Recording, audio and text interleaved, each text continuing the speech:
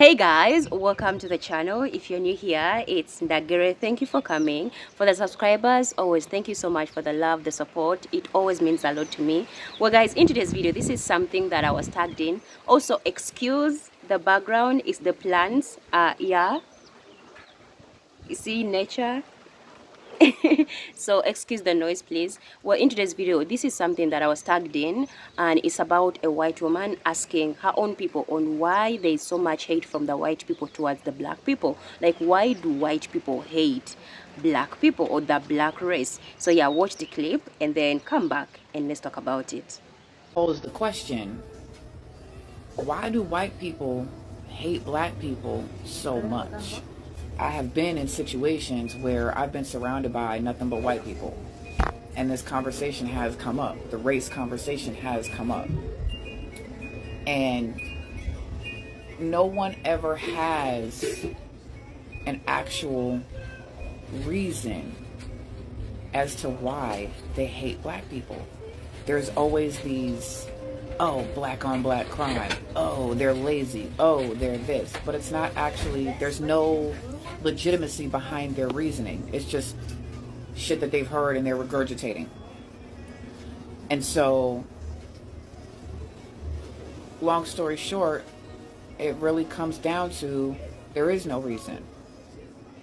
It's a deep-seated jealousy, a deep-seated hate that, black people exude greatness. Black people are the great inventors. Black people are the beginning of the human race, the Eve gene. And white people have worked so hard to erase the history and erase the greatness of the black race, down to even when things are invented, the majority of things that are invented were invented by a black person.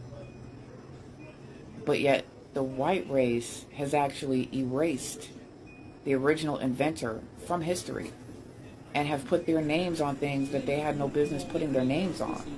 As an African, I have a different take when it comes to this conversation, and I know most of you or some of you are going to get offended, but I think it's about understanding people and understanding us as black people and the different upbringings that we've had in our circle of the world. And what do I mean? Me as an African child, especially as a Ugandan, growing up, would see majority of these people as saviors because we never saw them in a light of being bad. When it came to the religion, it was always white faces. When it came to education, we were forced to study in English, and if you speak your native language at school, you would be beaten, like literally cast out and punished for doing so. When it came to the society and the people that came to give charity or people to help missionaries, all those things, it was always white people. When you were on TV, even in movies, you would see them being the heroes, the saviors, the ones in families and organized. So all those things, all those factors mattered. I personally, as a Ugandan, I myself, I've never had an encounter with a white person in a bad light. In fact, I've always had them in my life helping me, and that is the truth. I should be honest about it. But the issue comes in that when you start to study the history of African people or black people, you get to realize that these people were scammers and nothing they did was ever in the benefit of Africans. But it's so hard to decolonize from that depending on how you grow up. What do I mean? It's like the same thing where I come out and I say I'm decolonizing, or I decolonize from Christianity, and it's a roller coaster. It's so hard to do so. So it's the same thing to see these people that you always saw as good. Now they are the people that actually cause the chaos that you have in your countries. It's like a little mixture of emotions. And so that's why I say that Africans have a different way of seeing white people than the African American people that actually grew up with them, because for you experienced them firsthand because they treated you horribly in the way that you are. But then when they come to us, they act differently. When they come in our countries, we see them as the ones that are coming to save us of the narrative they put out.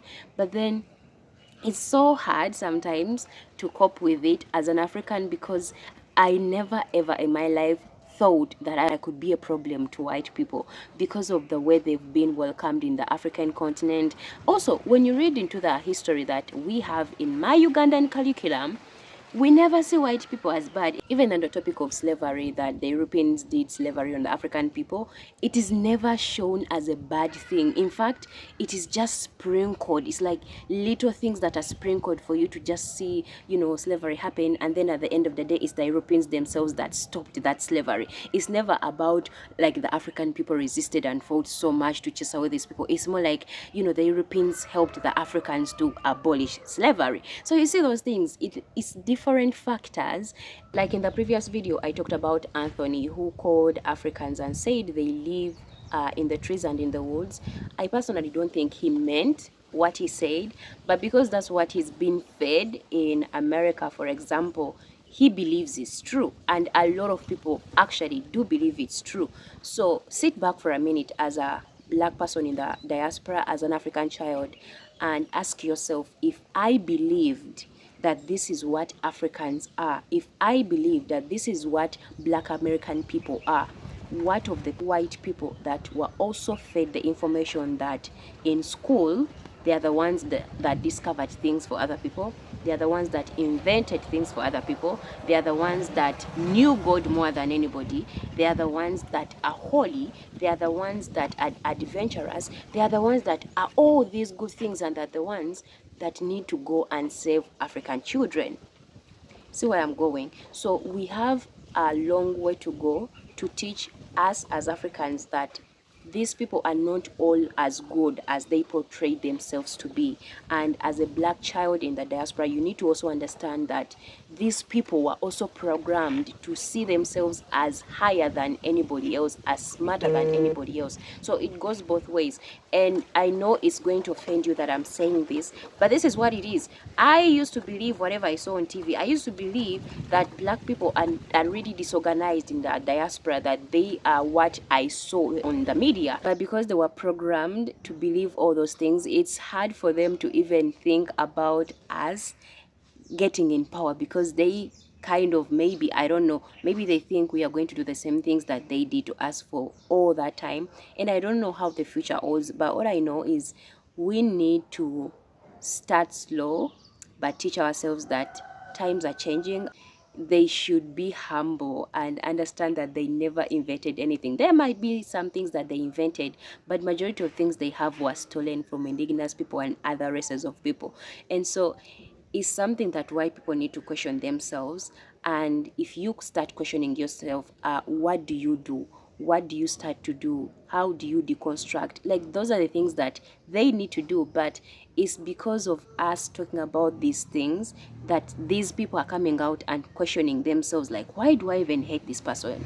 They've never done anything to me. And the answers they have is the things that the media has been feeding them on how we are lazy, unorganized, we are the ones that are chaos, the black on crime, those things that I hear in the US. And this is why I say the movies that come out and portray us as black people as slaves, they go everywhere. And that's why Asians don't respect us, other Arabs don't respect us, white people themselves don't respect us, because we are the ones that are always portrayed as inferior, as people that don't have any support. And so it's a system that we need to break, but it has to be broken in both ways. That's why I so much also advocate for the some that come out and do these things and speak about the injustices that have been put in the system, the things that happen to other races of people.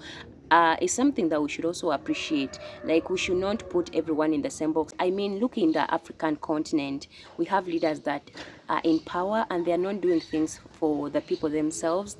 They're just in power for the money, and it's about them and their families. They don't care about their own people. So when we have these that at least are trying to deconstruct, we should appreciate that. Yeah, that's what I think, and I really stand on that.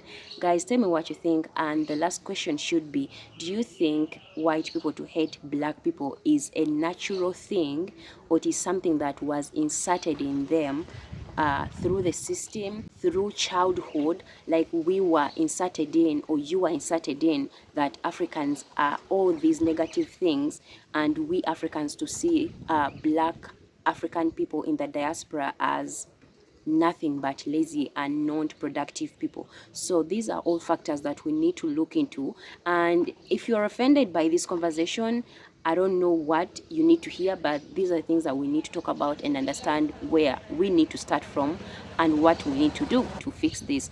But overall, let's not stop talking about these things, because the more we talk about them, the more the white people themselves will start questioning, like this lady did, and understand that there are people that invented things that they did not. The only thing that they mostly did was to steal and take credit. And I know it's sad and it's bad to hear, but it is what it is. There might be things that they invented, but majority was stolen. That was it for me today in this video, guys. Let me know what you think. Comment, let's have this discussion, and yeah, I'll see you in the next video. Bye.